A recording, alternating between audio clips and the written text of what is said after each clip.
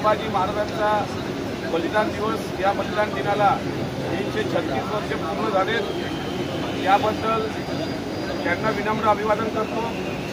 त्यांच्यासोबतच त्यांचे सहकारी मित्र छंदो गामातकर कवी कलश यांची पण औरंगजेबाने निर्घृण हत्या केली होती। कवी कलश यांच्या स्मृतीला पण अभिवादन करतो। दरवर्षी अर्थसंकल्पीय अधिवेशनाच्या दरम्यान 11 मार्च हा दिवस येत असतो। त्यामुळं महाराष्ट्राचे मुख्यमंत्री श्री देवेंद्र फडणवीस साहेब, राज्याचे उपमुख्यमंत्री आदरणीय अजितदादा पवार साहेब, राज्याचे दुसरे उपमुख्यमंत्री आदरणीय एकनाथराव शिंदे साहेब, विधानसभेचे अध्यक्ष राहुलजी नार्वेकर साहेब, विधानसभेचे सभापती प्राध्यापक डॉक्टर राम शिंदे साहेब आणि मी विशेष आभार मानतो डॉक्टर नीलमताई गोरे यांना। मी परवाला भेटलो आणि त्यांना एक विनंती केली की शासनानं असं परिपत्रक काढावं की 11 मार्चला संभाजी महाराजांना अभिवादन करता येईल। आणि विधान भवनाने तात्काळ परिपत्रक काढलं आणि सकाळी 10:30ला आता अभिवादन कार्यक्रमसुद्धा आज संभाजी महाराजांना ठेवलेला आहे। त्याबद्दल महाराष्ट्र सरकारचे मी मनापासून आभार व्यक्त करतो। आमच्या हाती संभाजी महाराजांची जी मूर्ती दिसते आहे अशीच मूर्ती भविष्यात या विधान भवन परिसरामध्ये सुद्धा असावी। आमच्या काही मागण्या सरकारकडे आहेत।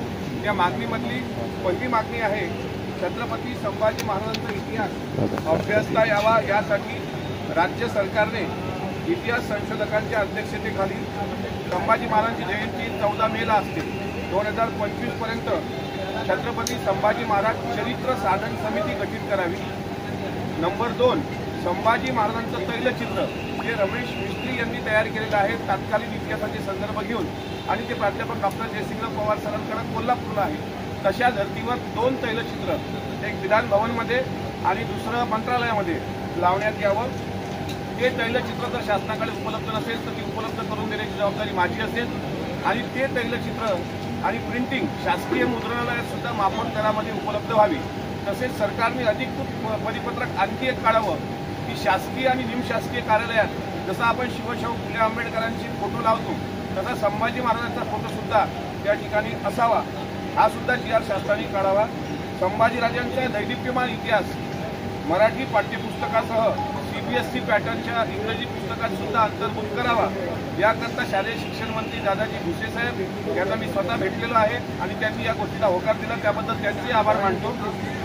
आणि 5वी महत्त्वाची मागणी, विकिपीडिया शासकीय मुद्रणालयामध्ये जे संपूर्ण गडकरी हे नाटक आहे त्या पुस्तकामध्ये राम गणेश गडकरी यांनी राजसन्यास या नाटकामधून जे संभाजीराजांची बदनामी केली तशी अनेक नाटकं आजही यूट्यूबला आहेत, आजही शासकीय मुद्रणालयामध्ये आहेत आणि आजही विक्रीला आहेत। त्यामध्ये राजसन्यास हे जे पुस्तक आहे संपूर्ण गडकरी यामध्ये राजसन्यास आहे।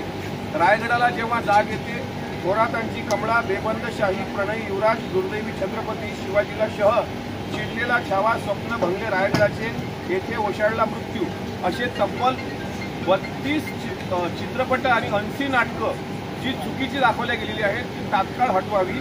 कारण अलीकडे छावा चित्रपट जो रिलीज झाला त्या चित्रपटाच्या माध्यमातून जगभर संभाजी महाराजांच्या इतिहासाच्या अभ्यासाची चाचपणी सुरू झाली आणि आज जर नवीन पिढी अभ्यास करत असेल तर त्यामध्ये दारू पिणारा राजा, बदफैली करणारा राजा, व्यसन करणारा राजा आणि अशा धर्तीवर थोरातांची कमळा सुद्धा चित्रपट आला।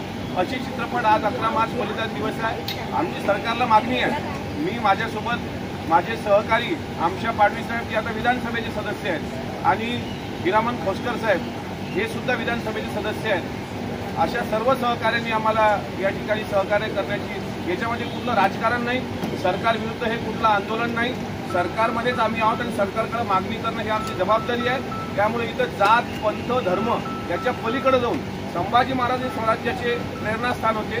शिवाजी महाराजांचा अपवाद जर मराठा साम्राज्यातला वगळला तर संभाजी महाराजांसारखा दुसरा जागतिक कीर्तीचा योद्धा, हुशार, विचारवंत, निर्व्यसनी राजा, अनेक ग्रंथसंपदा निर्माण करणारा राजा, 140 लढाया लढून सुद्धा एकही लढाई पराभूत न होणारा राजा, अशी नोंद ज्यांची गिनीज बुक ऑफ वर्ल्ड रेकॉर्डमध्ये आहे, त्या राजाचा इतिहास महाराष्ट्राने पाठ्यपुस्तकामध्ये अंतर्भूत करावा। या विविध मागण्यांकरता आम्ही हे आंदोलन या ठिकाणी केलंय।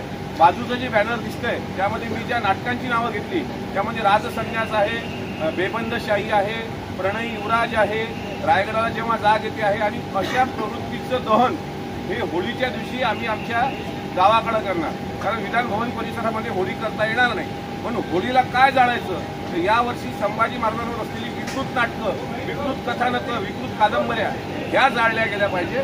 अशा पद्धतीचं प्रातिनिधिक स्वरूपाचं जे बॅनर आहे, महाराष्ट्र विधानमंडळाचं, विधान भवनाचं मी परत आभार, मुख्यमंत्र्यांचे आभार, आदरणीय अजितदादांचे आभार की त्यांनी या छत्रपती संभाजी महाराजांच्या बलिदान दिनाला अभिवादन कार्यक्रम विधान भवनात घेतला त्याबद्दल. आणि माझे सहकाऱ्यांसोबत मी एक डायरी पण ठेवलेली आहे, स्वाक्षरी अभियान.